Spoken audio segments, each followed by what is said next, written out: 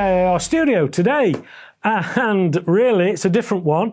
I got asked by a certain person from a certain format forum that we actually deal with that he'd like to come out and ask me a few questions. At first I thought it was from the police or something like that, so I was a little bit worried, but then it turned out it was Gordon from the Airgun Factory.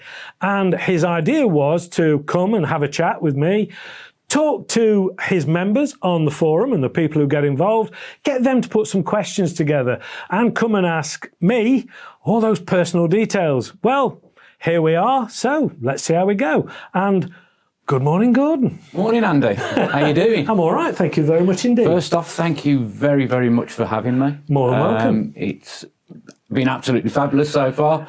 I've been here a couple of hours, guys, and it's been wonderful. Yeah. And thank you so much. More than welcome. I mean, it's probably an eye-opener for you to see exactly what behind the scenes looks like. It's amazing. Trust me, guys, it is amazing. Right, I've got a load of questions here, Andy, from the members of Airgun Factory and from AAR's forum. Right. I've got my first question. This is my question. Bolt or side lever? Please, please say bolt. It is bolt.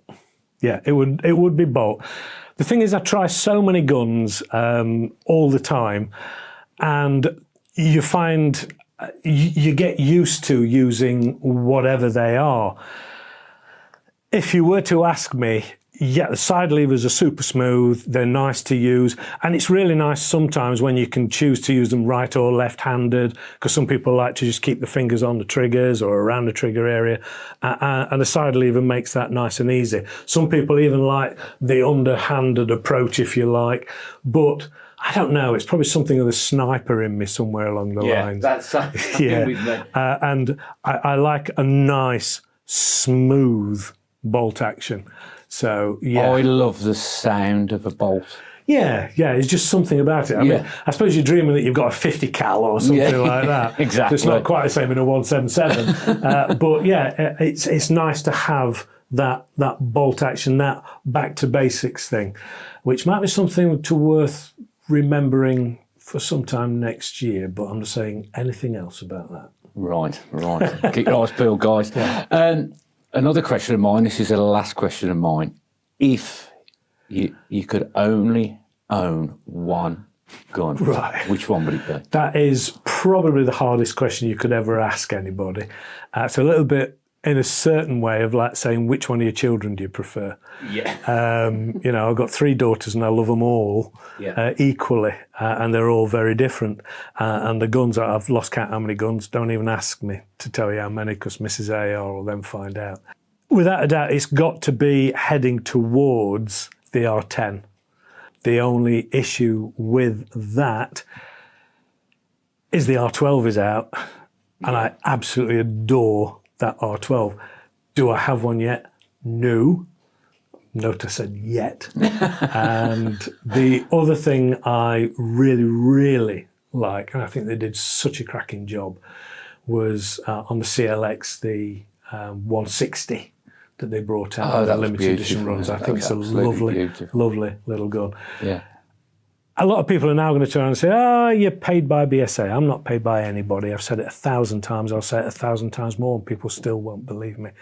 But the point is, it would be my R10 as it stands, because it's always been super, super accurate. And every time if I'm shooting something and I'm shooting a gun, I think I can't hit a barn door, or I can't find a barn door big enough to hit with this particular gun, I will always go and get my R10 out and shoot that, because I know it's consistent. I know the gun, it knows me. It's always pellet on pellet. It probably helps the fact that it's an FAC, and it's kicking out around about 18 foot-pounds, which is probably another thing you're going to ask me a little bit later. But it is a lovely piece of kit, and it's super, super accurate, and it would probably be the last gun I would ever give up, if that answers your question. Thank you, Andy. I've got some questions on here from some of the guys. Got one here from Alistair Cameron. Why did you never review the BSA Defiance, or was it never worth broadcasting? It's probably because I've never done it yet. As simple as that. I haven't actually had one in my hands to do. And I know that I normally say there's two reasons why I won't have reviewed a gun or you won't see it. It's either A, it was absolute garbage and I won't put it out, or B, I just haven't done it yet. Wow. And that comes in the latter category. I just haven't done it yet. I try to do as many as I can. There's only so many hours in a day. Yeah. Well, actually being here, and honestly, guys, being here and seeing the setup, if you think this is easy, trust me, it is mind-blowing.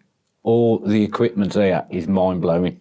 So, Gary says, do you feel the new multi-platform interchangeable guns being released currently are taking away the skill and joy of mastering the craft and progression within the sport?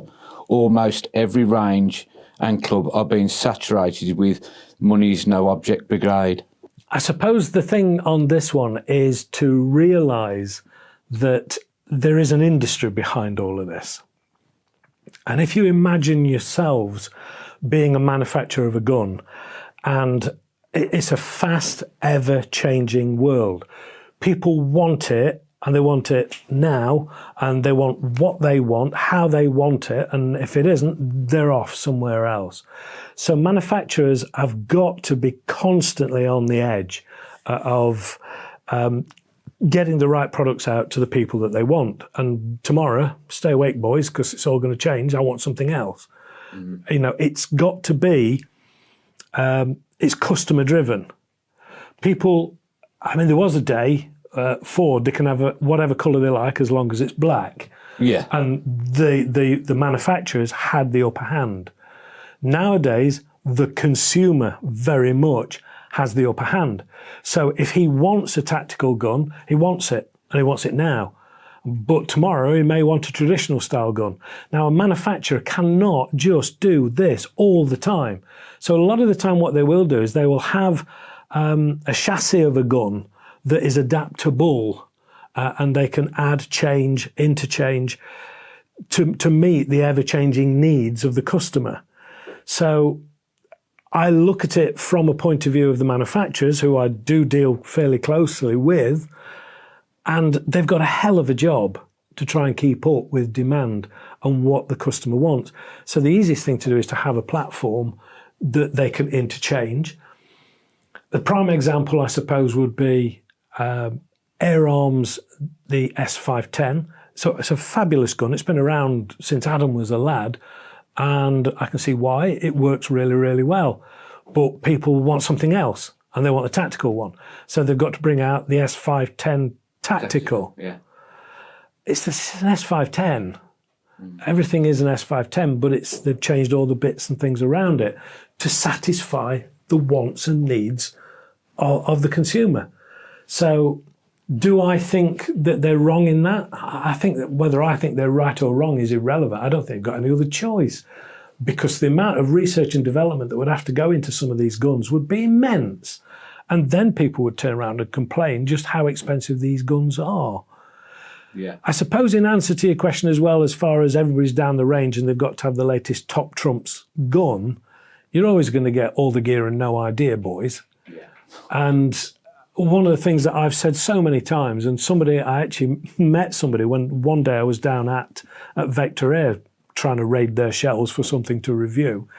A guy came in and he bought a Gammo GX40 kit, which I put together with Mr AAR as well. We worked closely together to make sure it was a good kit. And I said to him, I would love to go down the shooting range with one of these, with the boys with the big guns that name big names, or I won't name, down at the shooting range, and just sit on the end and put pellet on pellet on pellet, while these boys had spent £2,500 on the latest gun just looked as if, say, what the heck is he shooting? And he's shooting a £500 package gun. And to be honest, I love that. If somebody wants to spend £2,500 on a gun, that's absolutely fine. The Vulcan 3 from the AGT, Yeah. it is so easy to shoot. And if you don't believe me, just go and watch the review that I did on it. I shouted Mrs AAR down to the paddock while she was cooking the tea. I said, just come and shoot this. And she literally picked it up and she was smoking paintballs down the range every single time, never missed. It is so easy to shoot. So yes, I can see why people would spend that. Is it making them a better shooter?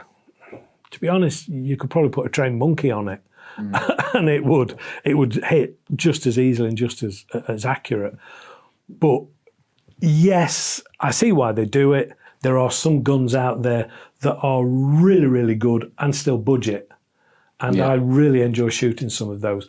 But the bottom line is the manufacturer is being led by the consumer.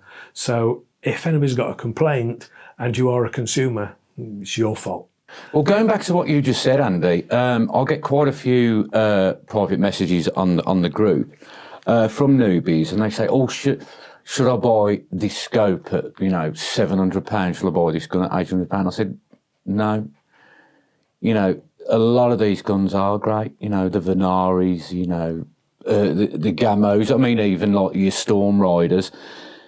It's the person behind the trigger. Oh yeah, without a doubt. And they think they can just go out and buy accuracy. I mean, a lot. 99% of them are just saying, "Do you think?" And then they're in no way being, "Look at me, I've got money, etc." I just worry about the mindset that people are thinking, well, if I go out and buy a £2,000 gun, an £800 scope, I'm going to be the best guy on the range. Not necessarily. See, and that's what I try to get across. And the one thing that I would really hoax, the good thing that I do in the channel, I'm able to get hold of all of these guns, some really expensive guns, some cheaper guns.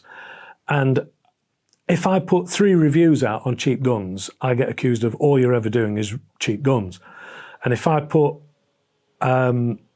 3 expensive gun reviews out, I would get accused of... You just can't win. So, no, you can't, and I realise that, and my shoulders are broad enough. So you're trying to mix them a bit, so you just don't get that, but you get it anyway. But my one point is, if you can afford £2,500 for a gun and £1,000 for a scope, and that's what you want to do, go and do it. And you will really enjoy it, and you'll be proud that you've got something. And if you can't afford that, don't be the kind of guy who's going to go and sell the kids to go and buy one of these and fall out with the missus and everything else. Exactly. Yeah. Because there are some really good budget guns out there that you'll get so much pleasure from. And it's horses for courses. Some people have got a lot of money. And let them spend it. And it's a good job they do, because there's companies providing these things. But there's also people who've got very little money, and you can still get into the sport. And you can get into the sport and thoroughly enjoy it. Exactly, yeah, exactly. Thoroughly enjoy it. I mean, there's some lovely springers out there to start off with. Yeah, I'm rubbish with springers, and I've never claimed to say I was any good. I did shoot a beautiful TX the other day, and it was fantastic. But I can't shoot standing up, Andy. No, never could. No, I always do a figure of 8. But I think what Andy's saying, don't skin yourself. Just work within your budget, and there are some fantastic guns for 150, 200 quid. They really are. I mean, somebody left a comment the other day, and I think I actually put it out on a video when we were in Germany. And that is, have you ever tried an $18 scope? It's about time you should try it and come back and then tell us what you think. And the answer to that question is, yes, I have tried an $18 scope, and it wasn't worth $18. They are rubbish. You're getting what you pay for. But if all you want to do is to go on the back garden with the family, have a bit of a plink and a bit of a shoot, and all you can afford is an $18 scope, then it's fine. Exactly. But if you're then going to complain that it's not the same as a Continental, a Vector Continental, come on, be a realist. Yeah. And not everybody can afford a Vector Continental, but that's like watching a widescreen TV as opposed to an old black and white box. Yeah. But at least you're being entertained with a black and white box. Exactly.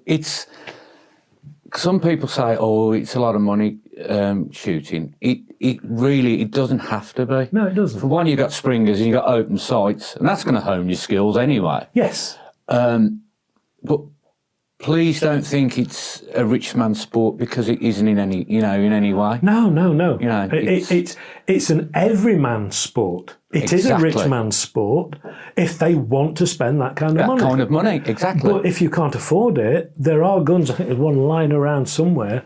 The Diana range at the minute, or the Stingers and things like that.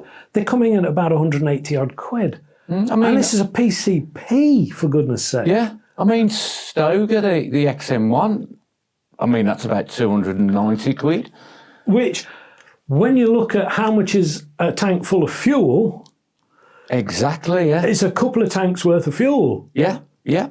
You know, and some people can turn around and say, I can't even afford to put fuel in the car. And I realise these times are very difficult times. They are difficult. Yeah, and I really, really appreciate it. But there are a lot of things out there. There is stuff out there that you can buy cheaply, and you can just get a bit of a break from the world, as crazy as it is. Get yourself in the back garden, get the kids out. They're going to get some fresh air, for goodness sake, rather than in front of all this lot. Yeah. And you're introducing them to what can then lead on to, I don't know, Olympic gold medalists. Well, and things like this. Yeah, exactly. You know, I've seen it time and again. You know, I've only got... No, you haven't just only got. You could be having more fun with that £100 Hatsan Springer than the guy with the £2,000-3,000 gun. Yeah, and you get weightlifting at the same time. Exactly. Right, Andy, moving on. I have one question and one request. Firstly, the question: hi, Andy, why don't you review more of the FX line of rifles? Granted, for some, they are out of their price range, but they are popular with most. I personally own 3. Request: I would love to see more challenges between Mr and Mrs AAR, and that's from Chris Walton. Right. As far as challenges, well, I mean, she's better than me anyway, so I'll give her that one. She isn't. But anyway, let's try and keep the peace a little bit. I'm Team Julie. Yes, yeah. Dead right. You're probably right. As far as the FX thing is concerned, to a certain extent, I purposely keep away from FXs because there's a lot of people out there doing FXs. And I get accused of all sorts of things, and I don't want to be accused of being on FX's payroll. There are a lot of people on FX's payroll shooting FXs all the time, and I'm not one of them. I don't want to be one of them. I'm not on anybody's payroll. And are the FXs good guns? Yeah. But I think they're being done to death on YouTube and other channels. Doesn't deter from them being good guns or not good guns. But I try and do the stuff that these other guys don't do. And there's not many of these guys review half of the things that I review. So you'll see some of them with the FXs. This week it's a review of the FX, whatever it is. This week it's a review of the FX be shooting so-and-so. And then this week it's a review of the FX with a different scope on it. Yeah, and a different power. And I would much rather say this week I've got a pirate flintlock. Yeah. And next week... Have you got a pirate flintlock? Yes, there's a pirate flintlock. And next week there is going to be a Diana cheap budget gun. The week after that, there's the AGT Vulcan 3 with the synthetic stock that's just come out. And the week after that is going to be the brand new gun from BSA. I would much rather be doing that than just fall into the same old, same old. So you're not likely to see that. And the other thing you're not really likely to see a lot of, I'm afraid, is Day State. No. I've got to come back to what Andy said there.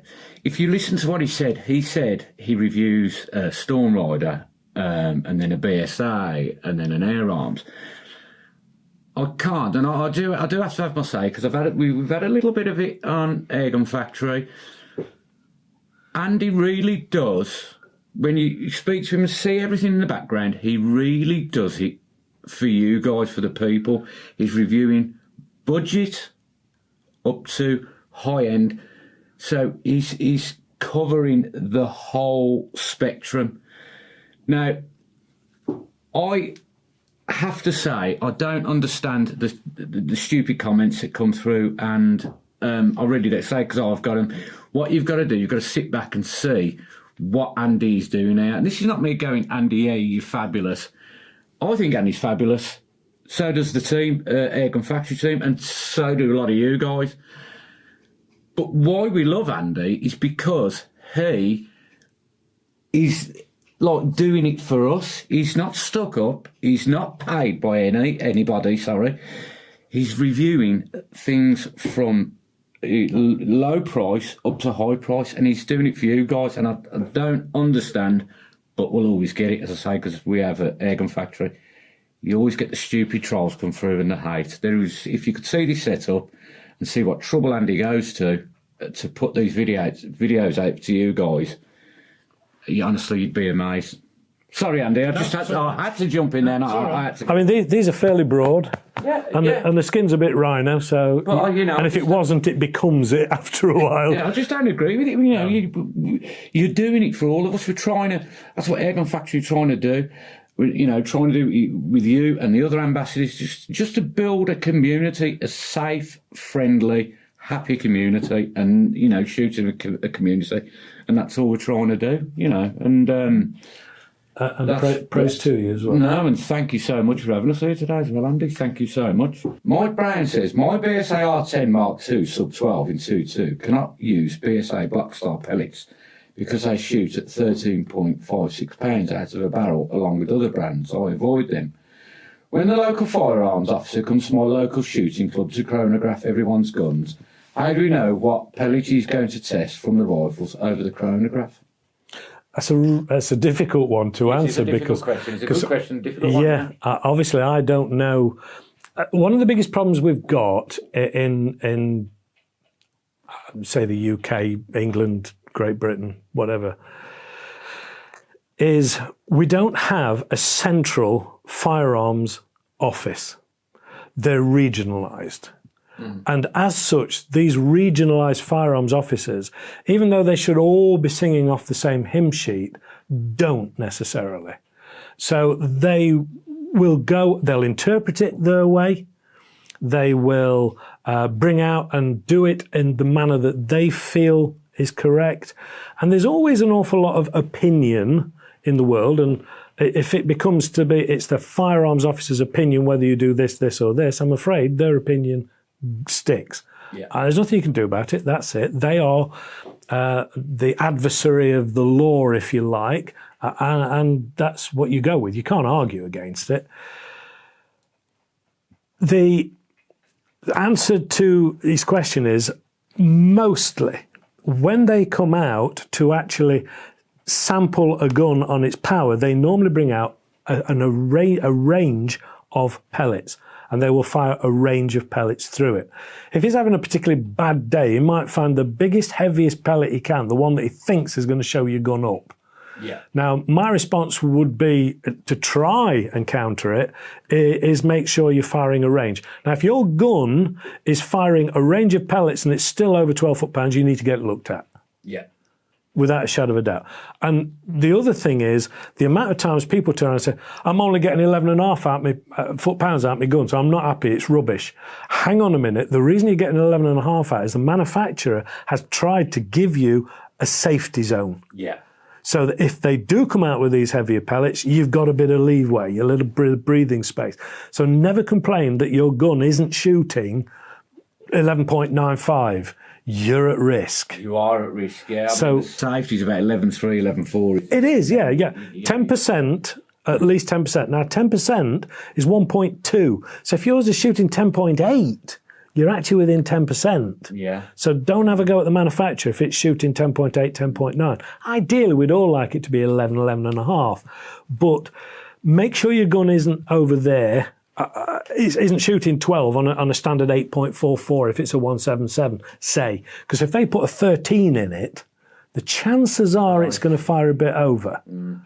Now, normally, and I could name some guns that the minute they come in, they're firing close to it anyway. So as soon as you put something heavier, they're very, very close. Yeah. Now, a bit of common sense has got to prevail, and that is if there's one pellet that throws it over but nothing else does, surely he's got to give you a bit of a bit of breathing space. If, however, out of a range of 5 pellets, 4 of them shoot hot, you need to get your gun sorted. Yeah. Yeah. That's the only thing that I would say. And remember, guys, it's not all about power. It's about shot placement, especially when you're hunting. It is all about power. Yeah. And if you're shooting a sub 12 foot-pound, it's falling for me. If you're shooting sub 12 foot-pounds and you're hunting, you're not going to do it at 70, 80, 90 metres. No. Be sensible. Yeah. And for years and years and years, I always did what I called the beer bottle top challenge. Yeah. Get your beer bottle tops out, get them at the range that you're likely to be shooting, and you need to hit 10 out of 10. Yeah. If you're not hitting 10 out of 10, don't take your quarry.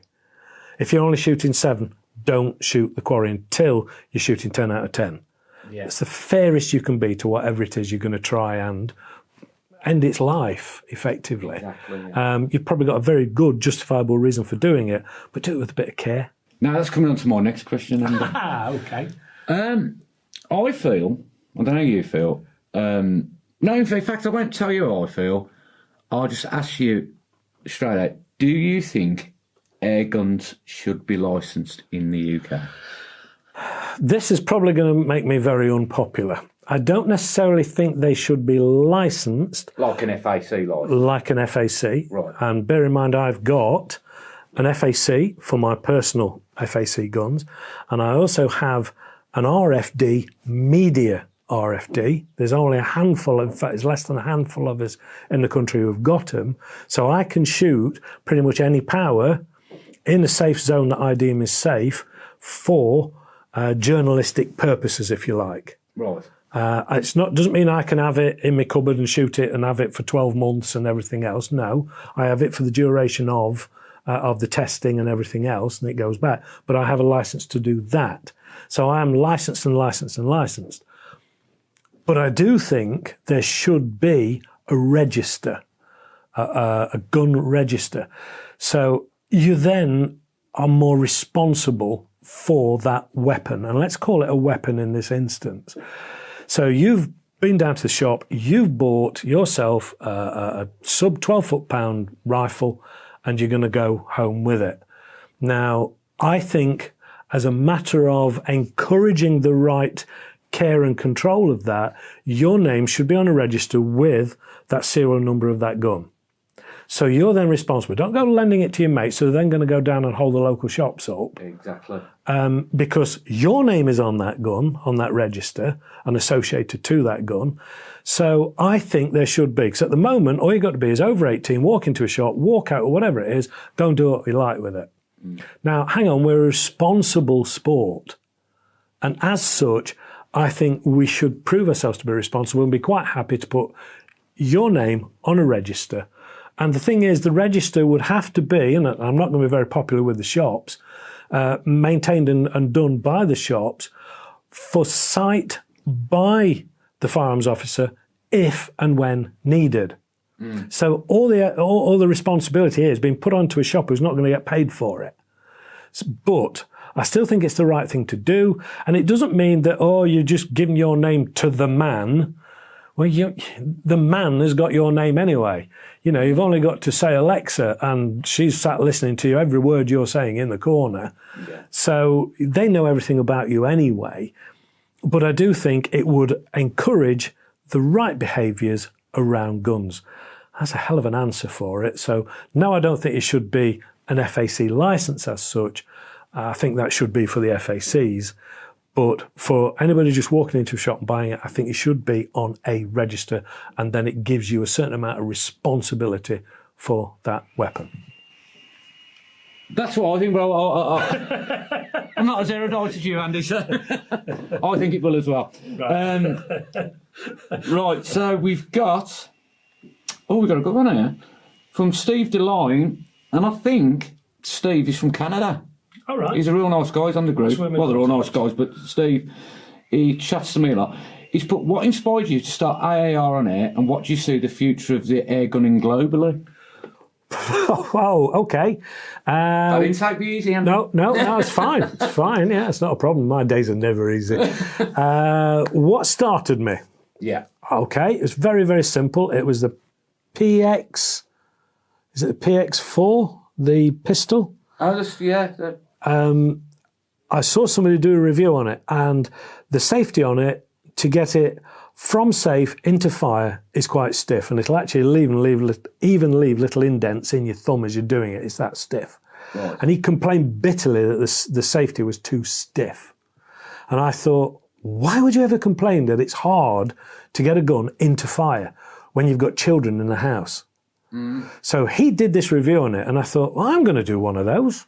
Put your money where your mouth is, Andrew. You know, you're full of opinion and everything else. So I did a review on this gun. And my comment was that I like the fact that it was stiff because it makes the gun safer around a family environment. And that was the first one I ever did. And you never saw my face. You never saw this ugly mush. All you saw was my hands and the gun, and it was usual, filmed over the top. From there on, it just grew arms and legs, and here we are 5 years down the line. And 5 years. yeah, 300 odd videos, never missed a week in every one of those, including illnesses and Christmases and holidays and everything else. And before I go on holiday, and when we go, we usually go for quite some time, I've been known to have to put 16 videos together before we go. So it's a lot. How do you find the time? Well, you don't sleep. Yeah, and then when Mrs AAR does see me, she says, I seem to recognise you from somewhere. I've got to shout out Mrs AAR because she is absolutely one of the loveliest people on the planet, and she's so lovely to deal with. So, hi, Julie, and thank you so much for everything you've done. Yeah, I couldn't possibly do half of this without her support backup. We've said it before, breakfast consists of us sitting down with a coffee, with all the questions that have come in overnight for her to try and then answer and put things together and respond to. And it's a little bit like, in fact, we even thought about doing it once.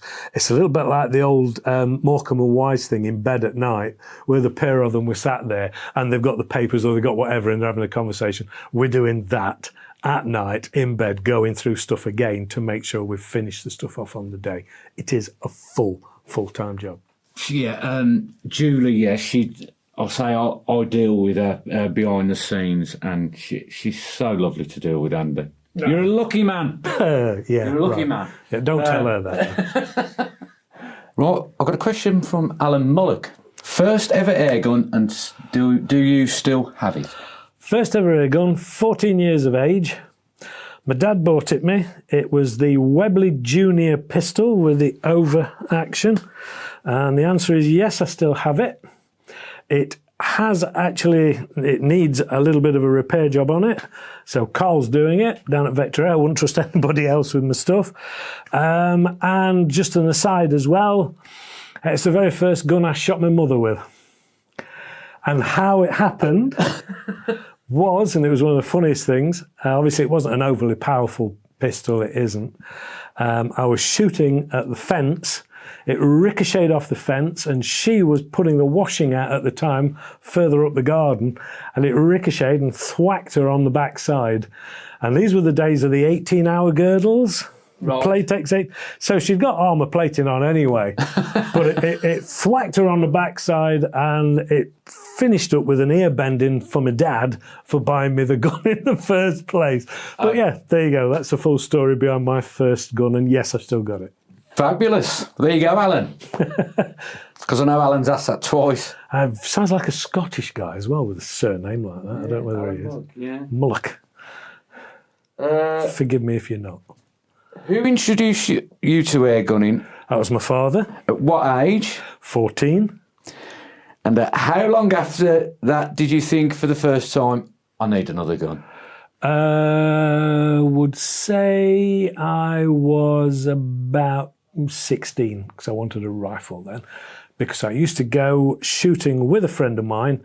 He lived, and his dad was the manager of Eastwood Chickens at Rufford, and they kept all the chickens in there. They brought them on, they kept them in there for like 90 days till they grew up, then they cleared them out. Then we went in rat shooting. And we went into there, and I'd got a rifle. He got a 410. He got an ear bending off his dad because he was using a 410 that was blowing holes in the side walls of the sheds. But we used to, the dog used to get more than we did. Bess, black lab, she'd go in and she would get probably a good 15 in a day, and she'd just flick them up and break the backs. And we probably used to get half a dozen or so a day. And we'd then walk back to his house because it was very close to the sheds, and his mum would make us strip to an underpants at the door because we stunk of ammonia and everything that was in the chicken sheds. And then we had to go up and have a shower. So, yeah, there you go, full answer.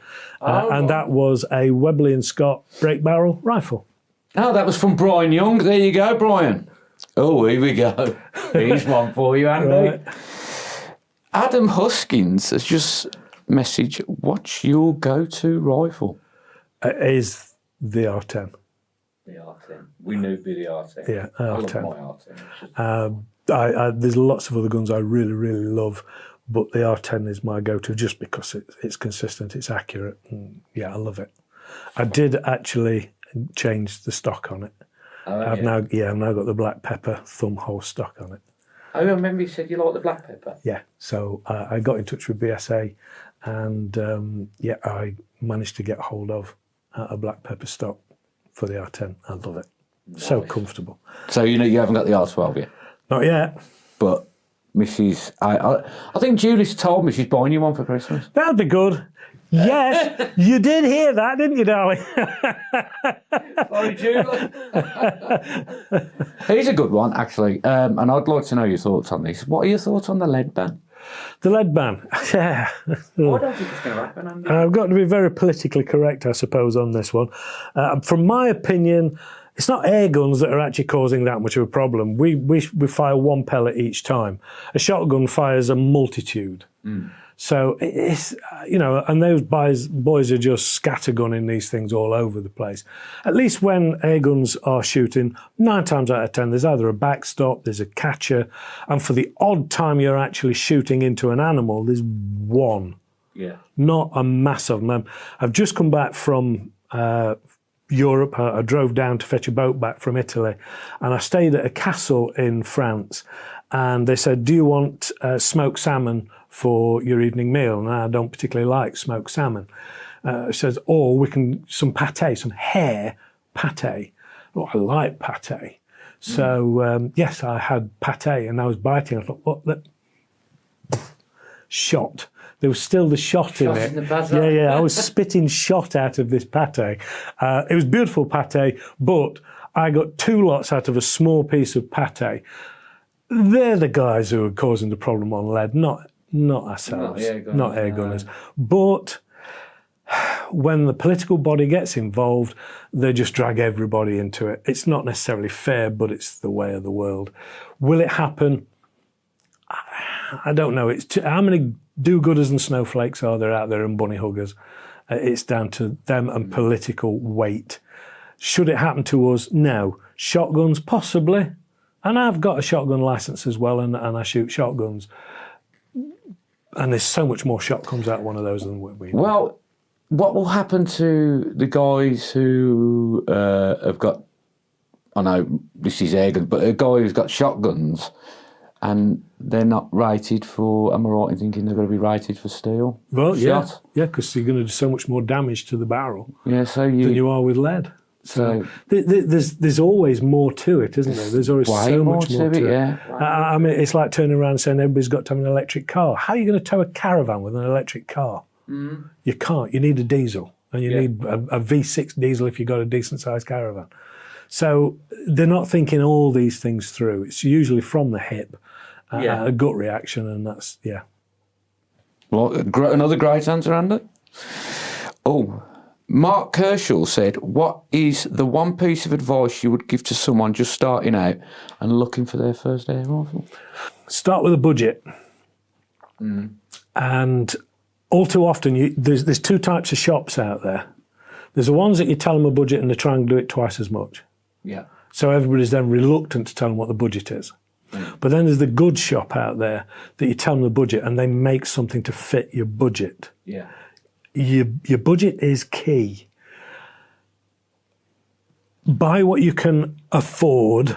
Don't go overboard. We've already discussed this sort of thing before. Yeah. But do spend some money if you've got that money to spend.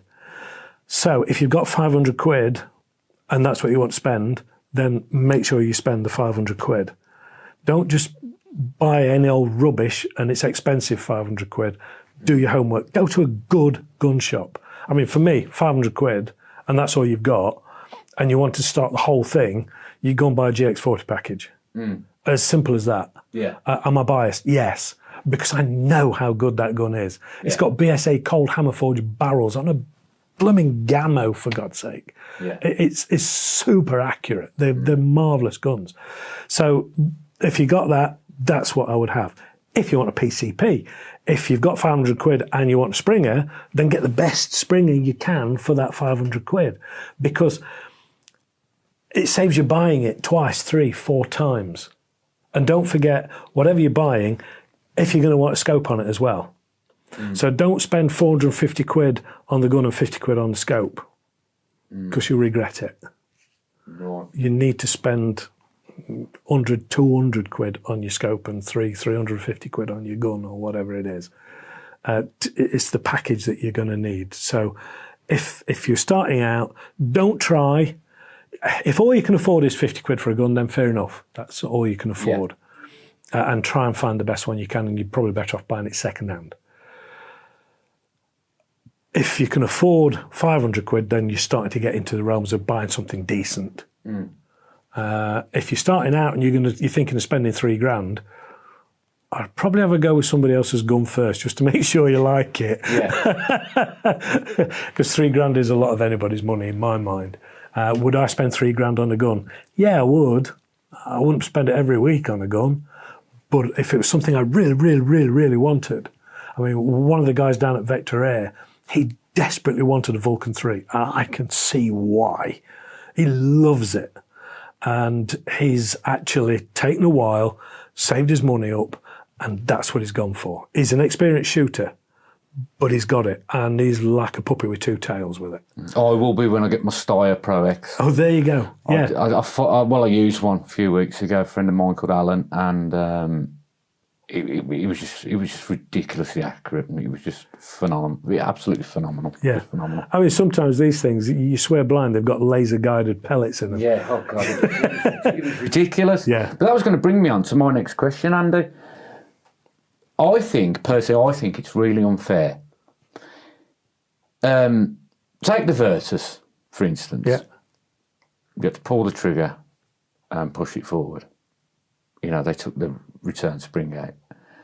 That was £500. But you can buy a Steyr Pro X for $2,500. It's the difference between semi-automatic and self-indexing, isn't it?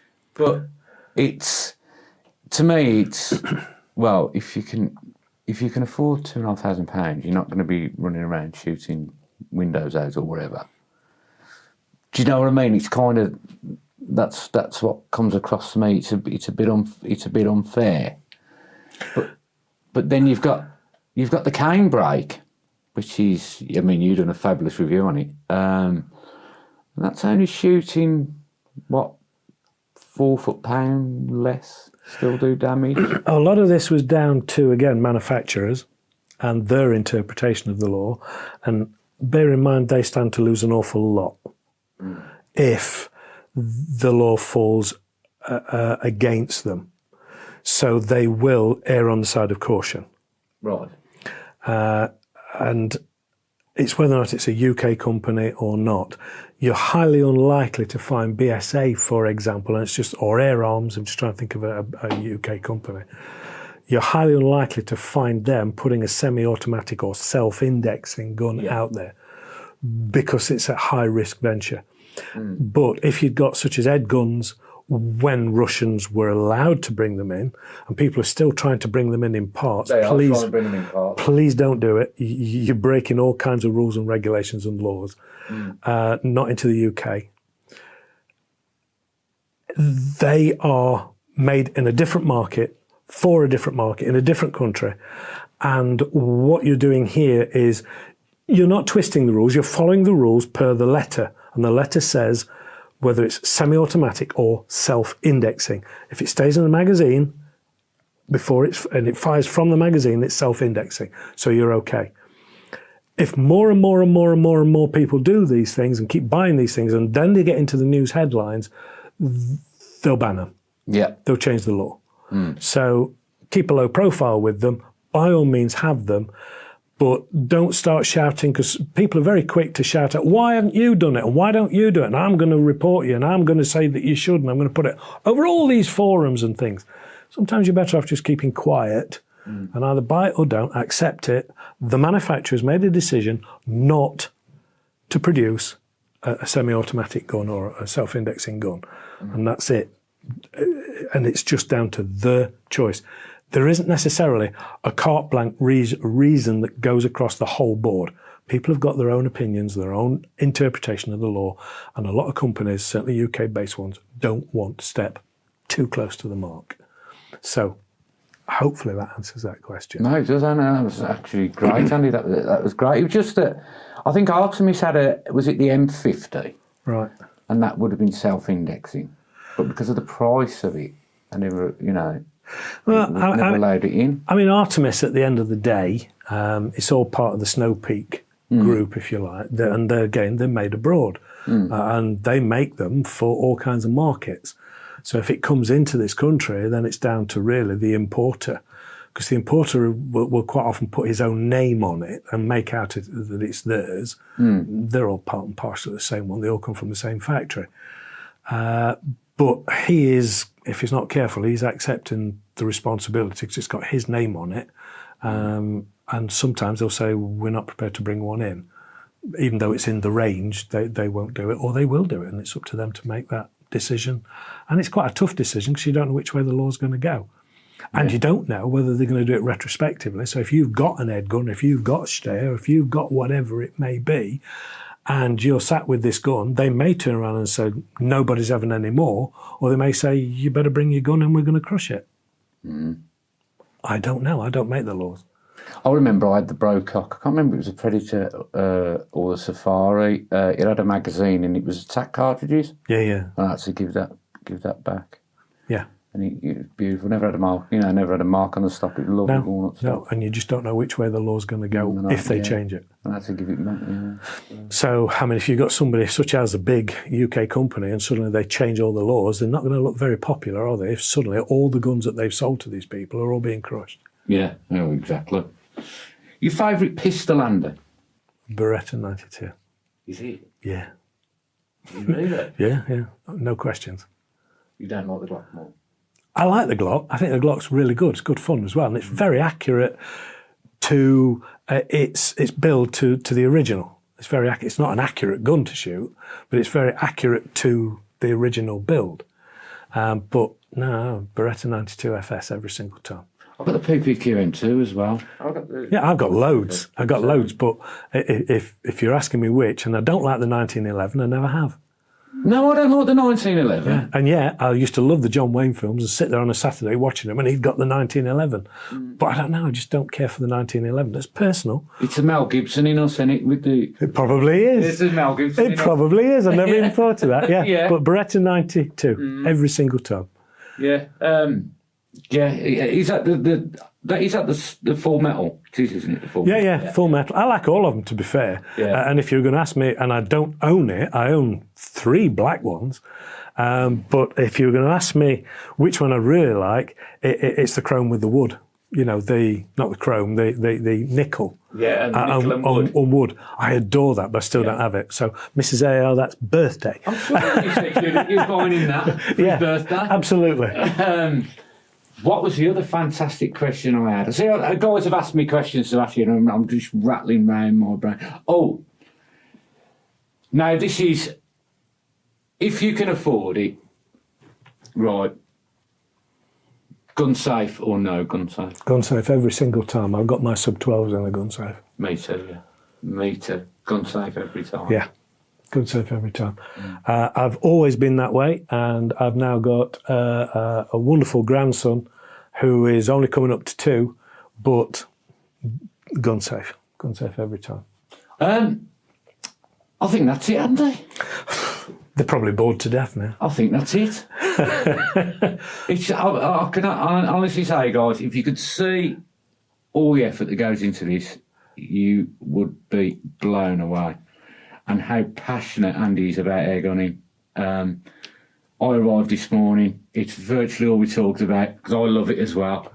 But, you know, as I said earlier, these stupid comments that come through, think before you post, guys.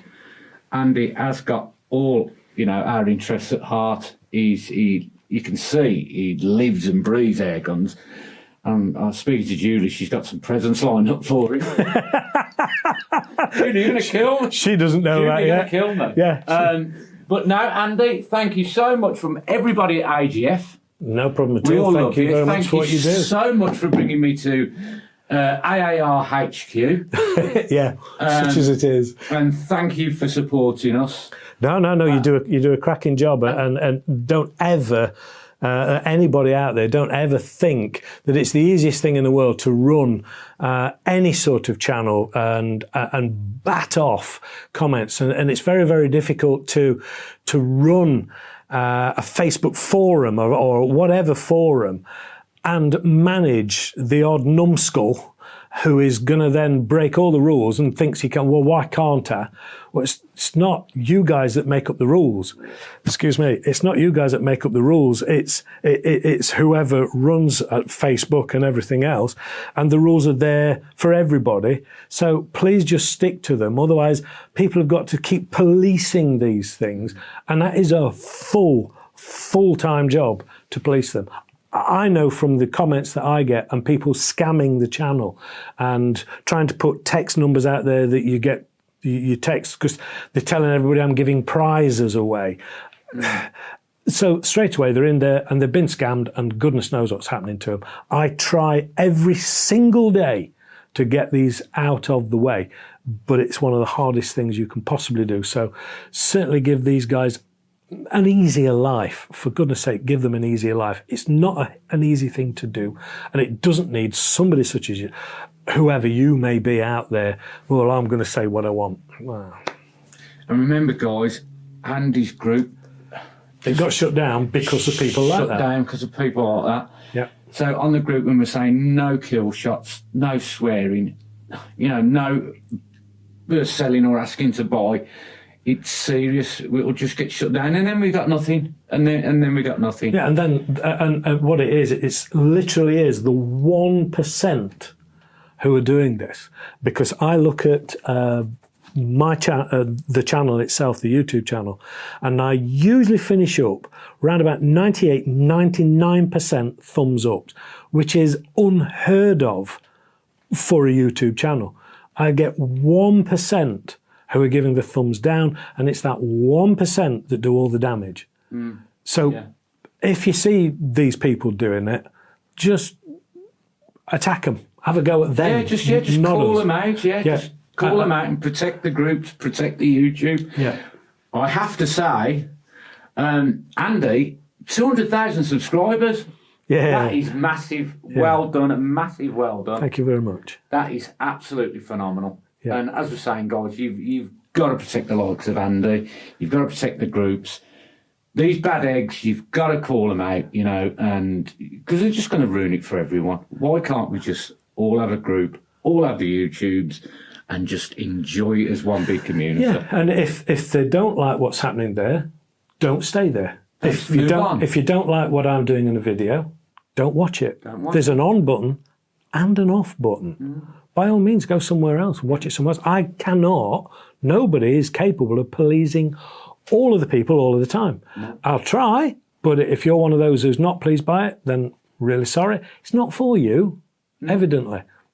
Go somewhere else. If you want to see kill shots, if you want to see somebody swearing all the time, go and find another channel. Go and find another channel. If you want something that's a bit light-hearted, we talk guns, we play around with guns, and we have fun with guns. We don't swear, and we don't show kill shots, and we don't do unboxing videos either. Then by all means, stop here. That's what you'll get. And if you don't want that, somewhere else. And of course, we want the youth to bring the youth up through. That's why we don't have swearing on the group and kill shots, and because it's not all about hunting. It's about target. It's about clinking. Yeah. There's a whole myriad of stuff you can do. You hunt, I hunt. Yeah. But not the whole world needs to see what we're doing. I don't even record anything that I hunt.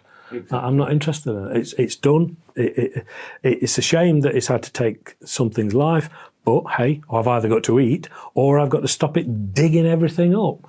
And that's what it's all about. Yeah. So there you go, guys. Yeah. Thank you so much to Andy Thanks again for a brilliant day. I mean, it's fabulous here. As I said, if you could see everything that goes on, it's mind-blowing. And no, don't ask. You're not all coming. We have a party. So don't forget, guys, subscribe if you haven't to AAR. Brilliant. On Airgun Factory, we will support AAR as they have us, and we will continue to support AAR in every endeavour. So don't forget to subscribe to Andy and AAR. And subscribe to our YouTube channel, Airgun Factory YouTube channel. I don't know, what do you say, Andy? Does it like, subscribe, and hit that alarm bell, isn't it? Yes, absolutely. Hit that alarm bell. Share, hit the alarm bell. And of course, above all, stay safe. And shoot safe, There as you go. we say at AGF as well, which was coined by Stephen Sawyer. I'll give him a shout out. Stay safe and shoot straight. Yeah. There you go. All right. Thanks, guys. Thank you very much for your time. And thank you to Andy again. Thank you. Cheers, guys.